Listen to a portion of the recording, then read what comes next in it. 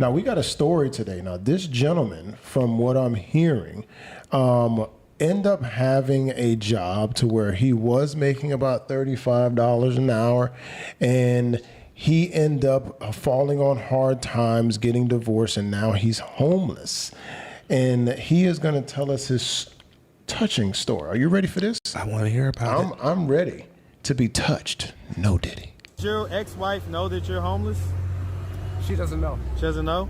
If she would have happened to see this video on YouTube, what do you think her thoughts and her reactions would be? To be honest with you, brother, I think it would be a little smirk on the side of her face saying that I knew he wasn't gonna I knew he wasn't gonna make it after he left me. I had my grandparents and I had, well, my grandma and my granddad. Okay, so you had grandma and granddad. Excellent role models. My granddad, he was an entrepreneur, a philanthropist to a certain extent. Had his own liquor store, his own apartment complexes, restaurants. He's doing well enough, yeah. Yeah, I came from an affluent background. You've had, it seems like, tears right on the well of your eyes, you know what I'm saying? Mm-hmm. Where are these tears coming from, man? It's funny because you took out time, brother, to listen to my story. I think the tears come from you being a light of hope, you know, because through telling my story, I'm gaining power. So what are you going to do to make it so that she won't be able to have that smirk on her face? That's a heavy question, brother. Because to be honest with you, I was really just out here waiting to die. And I'm still trying to find, you know, like you say, that hope that you've given me with this interview to try again, but literally I came back out here to die. What's up, YouTube? I want to once again thank everybody who comes up to me in the street and shows me real love. Y'all don't even know. It keeps me thankful. It keeps my tank full. Now back to the content. What's up, YouTube? Atlanta Street Interviews out here with another one. So we got my man out here today. How you doing today, man? Doing all right, big brother. All right, all right. So are you homeless? Currently I'm homeless right now. Okay, and so how old are you, man? 46 years old. 46, and so how long have you been homeless? In between staying in my car, out here on the streets, it's been about 6 months, but in total, 2 years. 2 years, okay. Homeless for 2 years. Wow. Counting. So went homeless at 44. Now, how long can one stay homeless and still survive? Like, what is he doing for? Because I know I'd be hungry, right? Like, 'cause I'm just saying, I'd be hungry, and I can't imagine like not eating for a day. So, how often? I mean, there's services and things. I've actually worked volunteered at the soup kitchen in Atlanta. Okay. It was like one of the saddest days of my life. Kudos to people who can do that on the regular. Okay, so there are some programs and some subsidies. Yeah, I mean, look at him. He's okay. What was it that happened 2 years ago that caused you to get in this situation?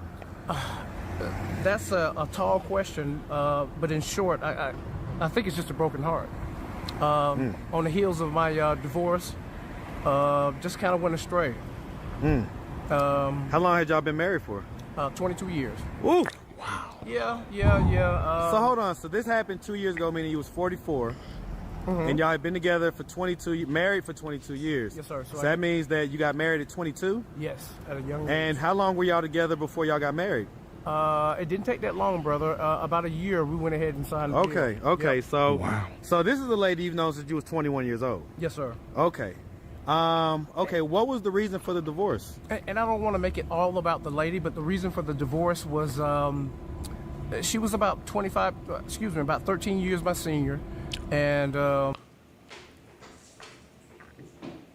excuse me?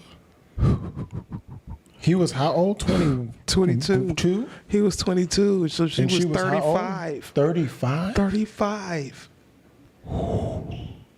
Oh, man. Take a drink. Hey, fellas, listen.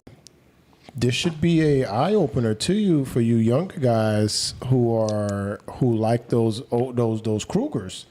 Krugers? They will. Hey, to them they are Krugers. They will definitely prey on you, young men, and cause you to go into peril. Man, don't do it. I guess just time just kind of made us grow apart. Okay, so she was what we would affectionately call a cougar. Exactly. And she had got you, and You was a young fella. Yes, sir. Okay. How'd y'all meet? Believe it or not, I was working a delivery job, and she happened to call in for an order, and we just kind of started from there. Okay. Okay. And so, as far as the official divorce decree, what was the official reason on the divorce decree of why y'all broke up? It was me who asked for the divorce, and it was, I guess we just kind of grew apart. I wasn't expecting that one. Right. So, I mean, was it irreconcilable differences? Or? Yes. Okay, so that was what was on the divorce decree. Okay. Yep. Okay. So, why do you think the divorce caused you to slip into this kind of spiral, this downward spiral that you've been going down? I think having a support system is paramount. And it was something really spectacular about being married that I kind of held fast to, was that having somebody that needed you and depended on you kind of kept me focused and kept me driven. Man, knowing that I had somebody that needed my help and my support. Yeah. When I lost that, I kind of was left to my own devices, and sometimes idle time is a devil's workshop. Oh, yeah. Sure. Yep. Okay. Do you have kids? I raised 3 kids of my own. 3 kids biologically yours, or Well, 3 they were kids? biologically my ex-wives. Oh, this is getting ugly. Okay. So, this so can at feel 22, he got with a 35-year-old woman with 3 kids. 3 kids. She already had 3 kids. Right. And he raised them. You see how he kind of made it seem like it was his, and he was like, "Whoa, yeah." Well, I raised 3 kids. Well, all 3 of them was hers, but Wow. oh, this is getting ugly. So did he never even have kids? Man, that did he couldn't- pretty much give up 20 years of his life to raise another woman's kids, and now he's homeless? Kids, and now he's homeless. Oh, wow. There's probably no relationship with them kids at all. Okay. Yeah. Okay, got you. So you guys never had your own kids together? No, when I got with her tubes were tied. Yep. I would love to talk to this guy. He didn't have any friends. You he didn't have a married brother. a woman he didn't have a father figure. 22. I'm not even saying dad. He didn't have a father figure. How you married a woman at when you're 22 in your prime? They were not even prime. You're not even there yet. What could you possibly remember? I told you how 35-year-old woman with 3 kids. how most dudes, a lot of dudes, a lot of their sexual awakening happens from an An older older woman. I've heard that for sure. Wow. Wow.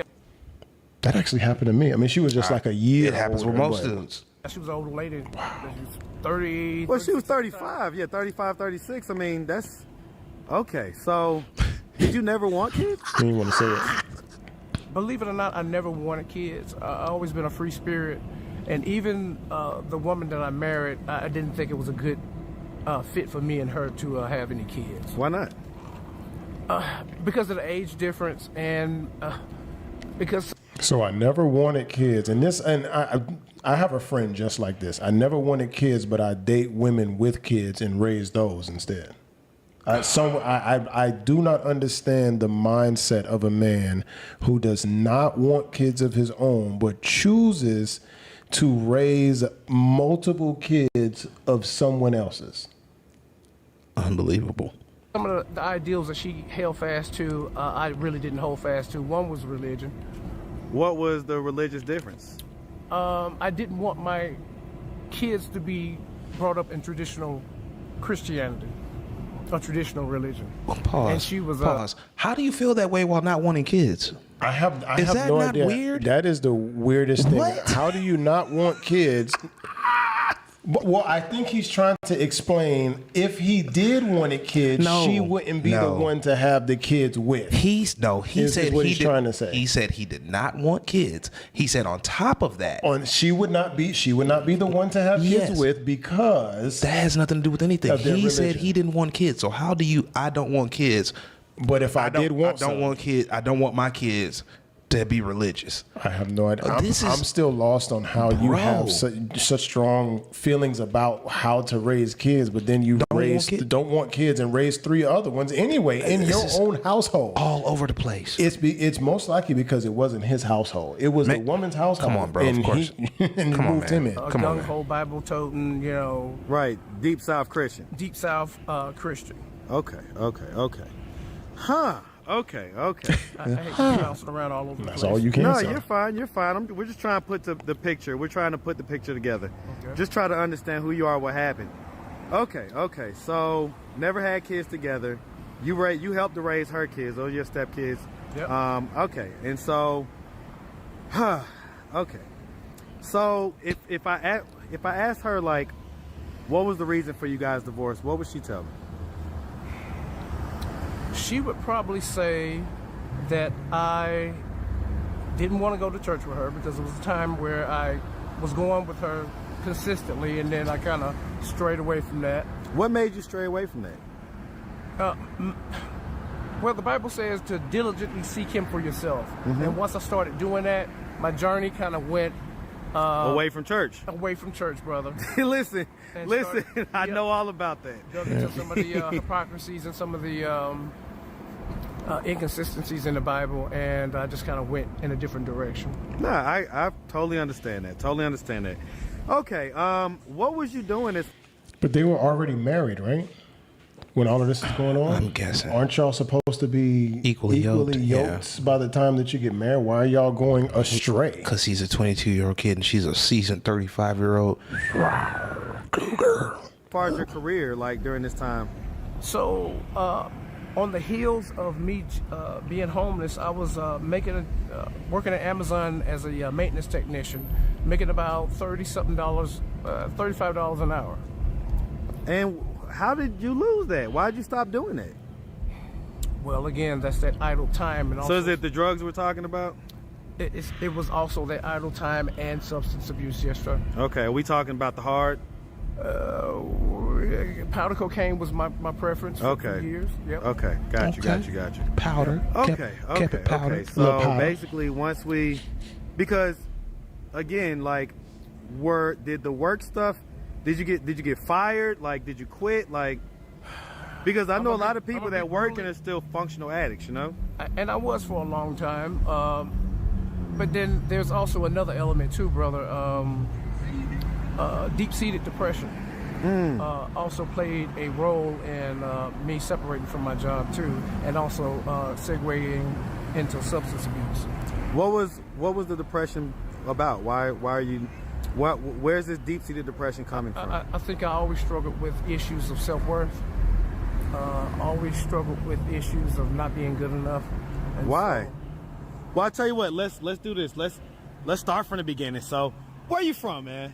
I'm from Fort Lauderdale, Florida. You from Fort Lauderdale, man? Raised here in Atlanta, Georgia. I started grade school here in Atlanta. Okay, so Georgia. that's like me. I came here when I was 5, so Right, I pretty much tell people I'm pretty much from here. So, man, Right. shout out that Fort Lauderdale, Florida, and definitely shout out that ATL. What up, Emily? All right, shout out that ATL.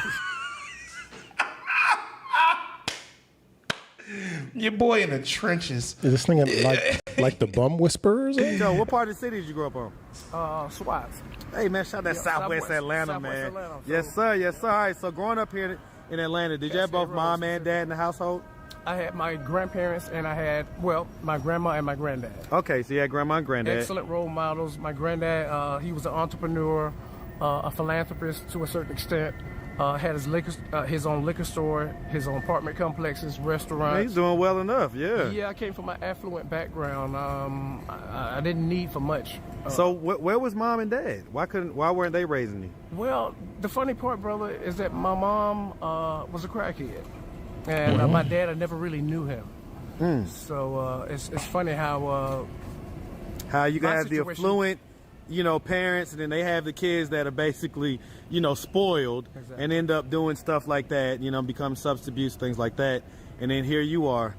Okay, growing up, would you say that you had like a fairly normal childhood? I had a beautiful childhood. Beautiful. Excellent. Absolutely beautiful. Okay, had good, good. four-wheelers, top of the line clothes, heel figure, cross code, All the stuff that I was jealous about when I was younger. starter jackets. Yes, Yeah, sir. Yep, yeah. yep. Okay, man. I didn't have none of that stuff growing up. Had my own phone Okay. line. We had a house on top of the hill out there in the Cascades. Doing well enough, man. Yeah, doing I pretty was well. okay. I was okay. Okay, and so, did you go to high school? Did you graduate? Yep. So I went to Westlake. Shout out Westlake, Yep. man. Went out to Westlake, and I also segued into Thurrow High School for a couple of months too. and completed in Thurl High School. Okay, so you did graduate. Yes, sir. Any college after that? Yeah, I went to DeVry and got my bachelor's degree in computer networking. Okay, did you ever use that computer networking degree? I did. I did some, when I was going to church. I built a website for my church. Did some side work. Side projects, things Yep. like that. Okay. But as far as building computers, I know how to build them from the ground up, motherboards, putting in RAMs, upgrading it and all that stuff. Okay. So, this whole time you've had, it seems like tears right on the well of your eyes. You know what I'm saying? Mm-hmm. Where are these tears coming from, man? It's funny because you took out time, brother, to listen to my story. It is such a deep story with many layers, and I know I'm kind of bouncing around, but I think the tears come from you being a light of hope, because through telling my story, I'm gaining power, and I'm telling the world about my circumstance, and hopefully that will be that battery that I need in order to move forward. Because currently, brother, I was ready. So is he saying he needs us to view this story for him to get back on his feet? Just doing my part. Yeah. Well, we're going to watch it. Crossroads, and I'm still there between giving up and trying again, and I've just been stuck right there in the middle. I think one is not having an adequate support system, like I told you. That's it. He doesn't have enough friends. You don't have a big homie. I'm telling you. A big homie would have never let you marry somebody at 22 and that woman has 3 kids. Man, as a and big is homie, I couldn't. 12 years your senior, go crazy. I wouldn't have let him end up homeless with a computer skill. Yeah, I wouldn't have. Like, how'd you end up homeless with? And you can build computers allegedly. Listen, man, we would have maxed that skill out, got him even deeper into tech. You can do all the powdered coke you want. Yeah, stay. You know what I mean? You can do all the coke you want when you work from home, buddy. Stay up all night, get stuff done. Make you a whole. Get yourself powder hyper-employed. keg. Get yourself a couple jobs. Yeah. Right. Max things out, man. We would have had him straight. We could have got you tightened up. He is in Atlanta. I'm sure we can find him. Listen. Having somebody Seemingly, he's not hard to find. to depend on me. Yeah. Somebody that needs me. That's something that a lot of that's men, looking for me, right? we need that. I'm telling you. When there's no purpose or anything like that, it kind of sucks, Men need purpose. Yeah, men need I purpose. would want him to understand the degree to which he needs himself right now. Yep. So during times when you just, I get what he's saying, but your life. I mean, I'm hearing this story. You had a great life growing up, but at no point in your adult life was your life just woohoo. Like it wasn't. Yeah, at some time, man, you need you. Right. I know that there was a time that I was in a state of depression myself, and what happens is you have to look in that mirror, and it's usually over a woman with us guys, right? You get up with some breakup, and now you don't feel that self-worth anymore because the person that you put all of that onus on was that woman, and now you've broken up from that woman. But you have to look at yourself and say, you are going to date you now. You know what I'm saying? You have to make sure that you are okay. Don't be dating these women, man. Date you first. Man, I'm not even saying all that. I was Date you first, and then you can have a woman come into that. You have to date you first. Go ahead, man. I'm just saying, general rules of survival.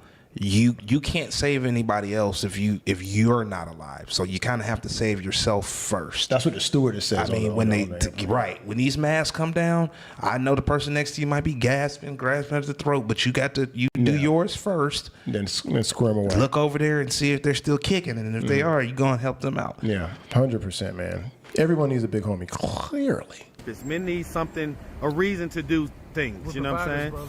Yep, 100%. So. Okay, man. Okay, wow. But that's where the wells of I guess the tears of my eyes come from. Yes, sir. Okay, man. Okay. Does your ex-wife know that you're homeless? She doesn't know. She doesn't know? If she would have happened to see this video on YouTube, what do you think her thoughts and her reactions would be?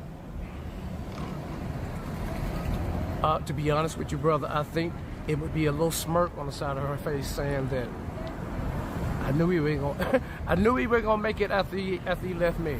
Damn. How does that make you feel? It makes me feel bad because I kind of wanted. We had this saying that the biggest revenge is success, and currently, right now, I'm not there. So I think there would probably be a little smirk on her face, saying, "Well, you the one who asked for the divorce, right?" But we had grew apart. We were like two ships in the night, and it was just time to move forward. That's poetic. Yeah. When you know, you know. Yep. Huh. So what are you gonna do to make it so that she won't be able to have that smirk on her face? That's a heavy question, brother. Because to be honest with you, I was really just out here waiting to die. You are homeless. You cannot be worried about get back or a smirk on someone's face or nothing. You are sleeping outside, sir. Well, that was just his question. I'm sure. I would hope he's not worrying about it. I'm surprised he hasn't been maybe contemplating on what's the next move here. I mean, he said at one point he was contemplating suicide. I'm That's like, what he man, said. this being homeless should be enough of motivation. What but I would you- get he's depressed, and this is a Yeah, it's a phase that you have to kind of get out of. It may take a day, it may take a year for some people. I mean, you never know, but I know I think the thing he said is more than likely most true. Is that with a better support system, he would more than likely be able to improve. Give this guy, like, if you're in his position right now after this interview, once these guys shake hands and Atlanta Street Interviews goes to his house, and this guy here lays next to Janet or whatever that lady name was who passed by earlier. Yeah. What does he do? What's the first step of a person in his position who's hit now rock bottom, and he has to take the first step, I guess, back up on that horse? You're asking me what I would do if I if I was homeless instantly? If you're him after this interview, what do you do? What's the first thing you do? Because one might say, man, he's homeless. What do you want the guy to do?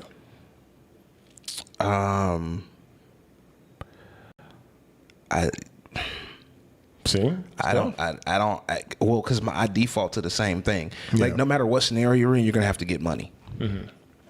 Like, without knowing all the ins and outs of his scenario, I know that he needs to get to a situation where substance abuse isn't an issue for him. Okay. So that's a problem that he needs to solve. There are programs for that. I wonder if he's clean now. Exactly. He's going to have to get into like a stable housing situation, because getting involved in different programs and jobs and stuff, a solid address is helpful for that stuff. He's most likely, because cocaine costs money. That's what I'm saying. Cocaine ain't cheap, nor is it free. So I mean, I'm sure he's cleaned up. He doesn't look unless he went to something a little bit more low grade. He doesn't look wrecked out. Skin still looks generally pretty. Yeah, it looks like, because he's been homeless for 2 years. That vegan powder. Yeah, let's see what he got. And I'm still trying to find, like you say, that hope that you've given me with this interview to try again. But literally, I came back out here to die. That's tough. Yep. Oof. Yep. Hey man, listen man, you're 46 years old. You're only 5 years older than me, man. You were too young to die. And even this interview, and you never know who may see this, who may be inspired by it. You may be giving life to someone right now that may be in a similar situation, man. And I'm here to tell both of you that you want to err on the side of hope. Right. God always wants the best for you. Right. You just got to kind of trust that whatever the ups and downs of your journey, whatever those ups and downs are, that it's all meant to be for the good. It's all meant to be for the betterment of you, right? So when he gives us different tests, he puts us in situations we deem as negative. A lot of times it's to prepare us for the next blessing that we have. But in order to be able to actually get that blessing, we have to have the experience, the experience of going through it, because there's gonna be bigger devils at the next level. Oh, yeah. So you got to handle the devils at this level first. You know what I'm saying? You're right. You got to know how to handle those. And is he going to tell them how to get some money at any point in time, or are we just going to play Dueling Dragons all day with this devils and worship, all this stuff? Can you teach us? This man needs some money. I like results in action. He need a plate of food. I mean, he didn't say he was hungry. He just said he was homeless. He said he was coming out there to die, which I'm going to assume to die of what? Hunger? No, I just think he generally just didn't want to live anymore. Okay, he was just waiting on stuff. What is it with you and just dying of hunger? What is it? But listen, if you're homeless, one would assume that you need a place to stay and food. So why don't he teach him that? All this ready for the devil and second step and third. Come on, man. So I'm here to tell you, man, like, don't give up. And it's funny because I went through that same thing. I thought if I got a better job or if I changed locations, things would be better. But what I found out was I was bringing those demons with me. Well, listen, there's a saying that goes, man, it's my mind is blanking right now. But yeah, the saying goes something to the effect of wherever you go, there you are. I love that. Wherever you go, there you are. So don't expect, in other words, don't expect things to change just because you switch locations. Right. Because you are still there. Right. Wherever you go, there you are. I don't think I'm smart enough for that quote. I'm just too dumb for that's that. the same thing. I'm done. No, it's the same thing. Same thing I told you in the past. Same basic thing. If you don't change who you are, you cannot expect different results. That's what that means. You have gotten these results this entire time. You should not rely on you to get different results. That was a terrible saying. I ain't like and that so saying. you got to fix you. You got to like fix what's on the inside. That's what I'm trying to ask. Basura. Like, what is it? Like, what is this? What is the deeper parts of this depression? What is it? Where is it coming from? And where did it originate from? Like, did anything traumatic? Did anything traumatic ever happen when you was younger? So, like I said, I had a beautiful upbringing, but I don't like the society that we're currently living in. Let me ask you. What's the society got to do with you being homeless? Let's say you don't like the society you're living in. Cool, that's fine. You still need a place to stay in to look at the society from the window pane. You can't just hate the society and just be homeless in it, because the society is gonna have a home and food to eat, sir. How did you feel about your parents not being able to raise you, even though you had what sounds like excellent grandparents, and a pretty good upbringing from maybe like a materialistic standpoint, things like that, and probably even the love and everything. Yep. But we all crave that parental bond, sure, right? And so the lack of that, what effect do you think that had on you? Well, it's probably dealing with some issues of abandonment and feeling like maybe my parents wasn't all the way together. I thought he said he had an excellent childhood, from what I remember earlier. I mean, he really bigged it up. He said he had the best. He lived in a hill on Cascade somewhere, and I don't know if this is in hindsight or I have no idea. Take care of me. They probably bothered me. Because you said earlier about not feeling good enough. Yeah, and that's on so many different layers. We all heard that song, I wish I was a little bit taller, I wish I was a baller, that kind of thing. So, yeah. Look, me and you are the same height, man. Like, don't. You look a lot better than I do. No, don't do that. Don't do that, man. Listen, let me tell you something, man. Height ain't stopping nothing out here. Oh, yeah. Maybe that was just a random saying. Sometimes the blacks, they throw out random quotes. All right, and stuff. so height ain't stopping nothing. Get used to it. Anything in life, confidence is gonna be key, first and foremost. And so I feel like doing things to build up your inner confidence is gonna be the key. Yes, sir. And the first step, like you say, is not giving up hope. What up? What up? And changing your environment. How you? What up? What up? Good? Yeah. All right, everything rocking and rolling? Yeah. It's cold out here. I gave my cousin my old phone and stuff, my old iPhone. Okay. I bought me a new iPhone. Okay. He moving up in the world. Okay, I see you. Did you see the Dog really 10 toes down. video? I still ain't looked at it. Man, you tripping, man. All right, I ain't gonna talk to you till you go look at yourself, go sing. But look, let me let him finish up, man. All right, let me let him finish up. All right, man. Everybody knows you out. Well, a little bit.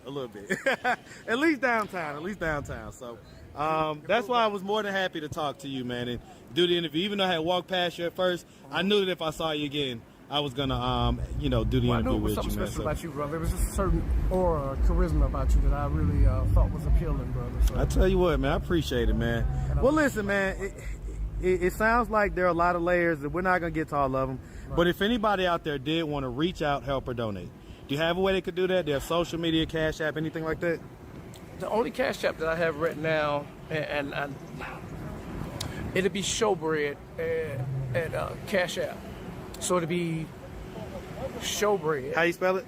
SHOWBREAD. Okay, Showbread. All right. $sign Any Showbread. Facebook, Instagram, or anything like that? None of that stuff right now.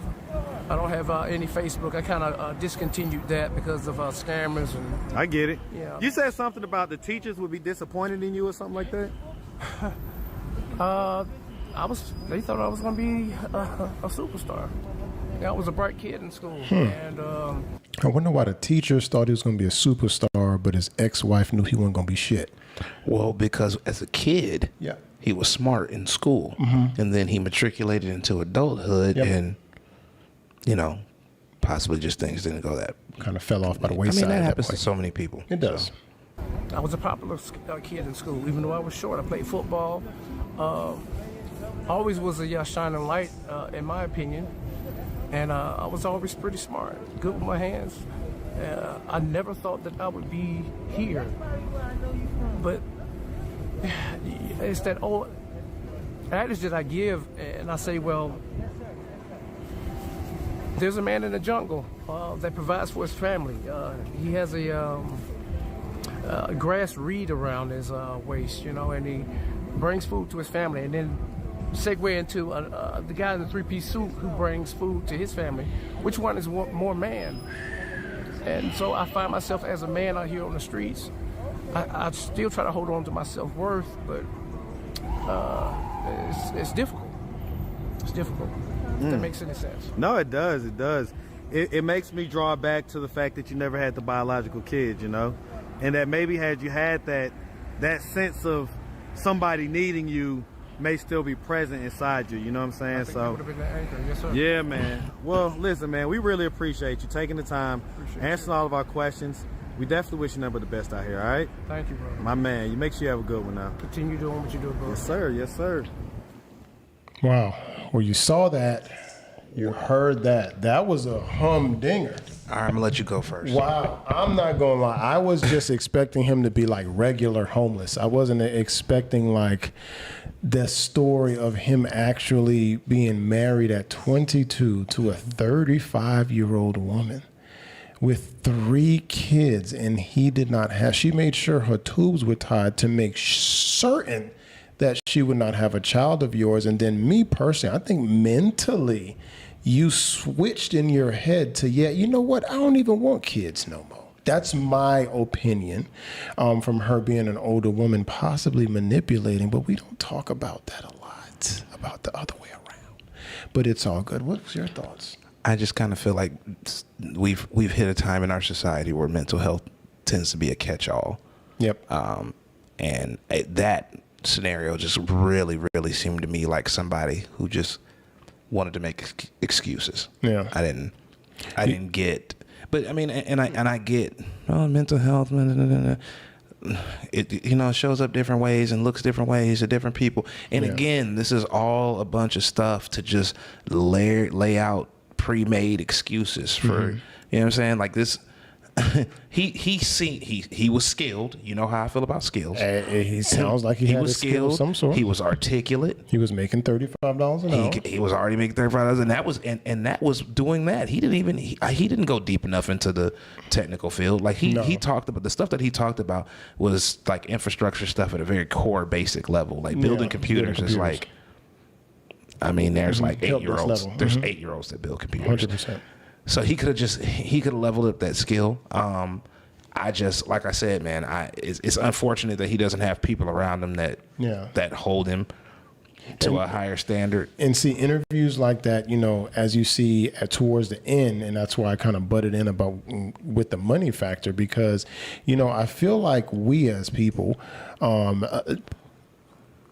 mostly in the black variety, seem to live in a state of fog. Like we go into these parables and these sayings, and it sounds good. And he went into the story about something about a person in the jungle and this person and that person and da da da da da da, something to make your situation sound good or virtuous.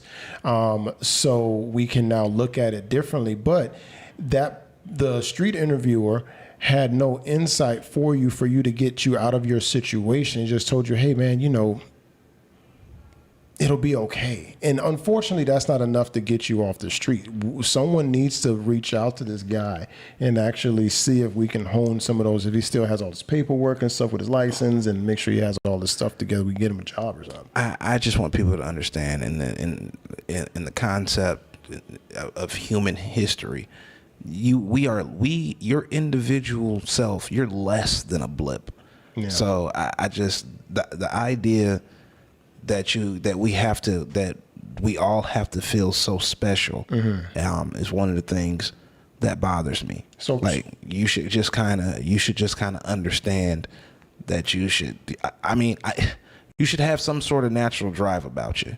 But I get it. Again, he has whatever going on, and again, he doesn't have the support system. And he said himself. Sounds like since day one. That he said himself that he feels like if he had a better support system, that things would be different. So again, and by that he means, listen, amongst men, I'm not. If you come to me when you came to me with a problem, I didn't hold your hand and wipe your tears. Yeah. Like I didn't. Not saying you cried. Yeah. Because we both know I would cried. I would definitely cry. I'm not. I'm not here for that. So. But when the time came, like as a friend, you say the hard things. You don't sit there and hold someone. That's what I'm saying. I wish but I get this is just one interview. It doesn't mean that he didn't try to help him or anything like that. So all in all, this gentleman just needs a job, correct? Because I mean, mind you, we listened to the whole story, and there was nothing that I heard to where there was something physically or mentally wrong with him to where he couldn't perform a job. I think if he gets a job, he's just gonna powder it all up. So again, I think he's just got to get to a point where, you know, maybe he's just a weed head or shrooms on the weekend. But I would figure he can't even afford powder. But you're saying once he gets a job, he can afford the powder? Again, the thing that bothers me is that there are so many functional adults that are powder heads.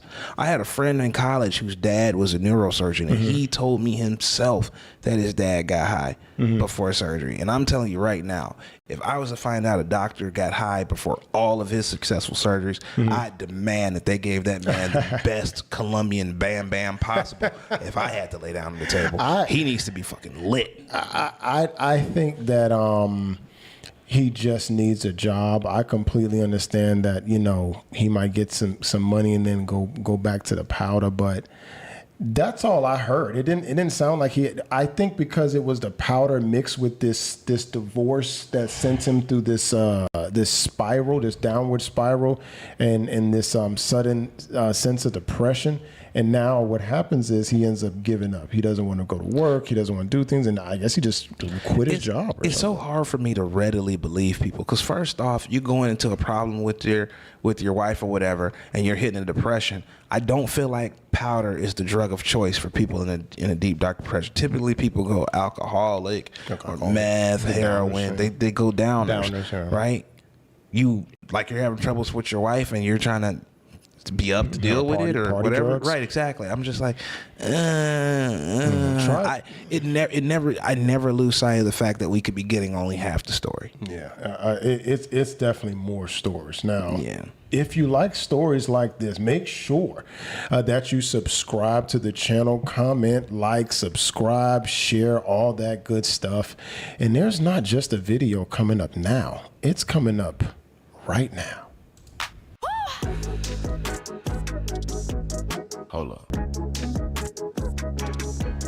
Worst.